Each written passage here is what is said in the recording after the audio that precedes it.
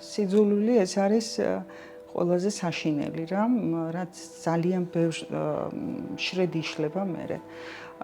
ჩემთვის მაგალითად ვიტყოდი, რომ არის ყველასთვის საყვარელი მეზღაპრე ჰანს ქრისტიან anderseni და მისი ყველასთვის საყვარელი ზღაპარი ასევე თოვლის დედოფალი, რომელიც იწყება მრუდე სარკეებით, კობოლდის მრუდე სარკეებით. ეს სარკე ყდება, იმსხვრევა და ნამსხვრევები იფანტება დედამიწაზე და აი სიძულვილი არის ეს სწორედ სარკის ნამსხვრევები ჩვენს გულში, რომელიც დარჩა, სარკის ნამსხვრევები ჩვენს თვალში, რომელიც აბსოლუტურად ცვლის ხედვის ტრაექტორიას. ამ სიძულვილის ენას ახლა განსაკუთრებით გრძნობ სოციალურ ქსელში მაგალითად და იმდენად რომ უკვე ვერიდები შესვლას. იმიტომ რომ ჩემთვის ეს არის წარმოუდგენელი რამ. ძალიან მდგუნავს, ძალიან. მე ვარიდებ თავს ჩემი წიგნებით, საბავშვო წერლობით და ვარიდებ თავს ბავშვებთან ურთიერთობით. ძალიან ხშირად ხვდები ბავშვებს, არასდროს არ ვამბობ უარს მათთან შეხვედრაზე და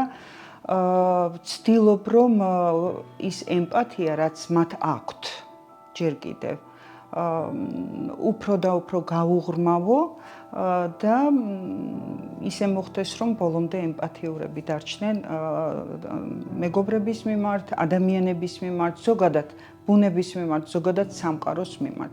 იმიტომ რასაც გასცემენ ახლა, იმას მიიღებენ უკვე მერე მოგვიანებით. აი ამით ვებრძვი.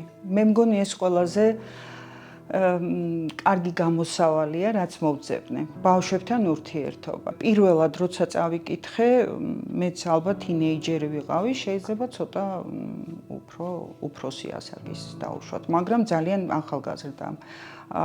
იმისთვის რომ წავიკითხე ენტონი ბერჯესის მექანიკური ფორთოხალი და შემძრა, ისე შემძრა, რომ წლების მანძილზე ამ წიგნს უბრალოდ ვეღარ მიუბრუნდი. იმდენად წარმოუდგენელი იყო ის დისტოპიური აი ეს სუბკულტურა, ძალადობრივი ახალგაზრდები, ჩემთვის იმდენად მიუღებელი იყო, რომ ვერ წარმოვიდგენდი, რომ ეს შეიძლებოდა რეალობაში გადმოსულიყო.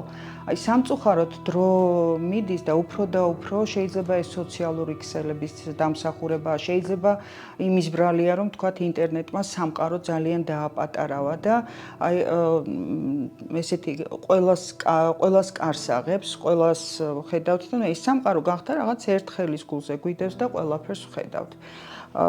და თუ ბავშვი და მოზარდიც მსგავსი წიგნებიდან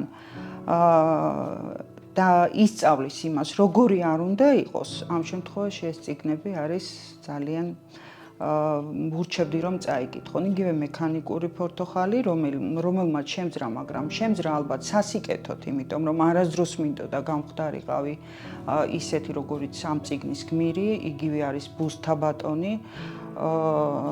იგივეს ვიტყოდი, ვთქვათ, ვურჩევდი წაიკითხონ, ყველას ვურჩევ ხოლმე ყოველთვის ასტრიდ ლინდგრენის სიტყვა არა ძალადობას, რომელიც იქცა მანიფესტად, მშვიდობის მანიფესტად და სწორედ ძალადობაზეა ეს.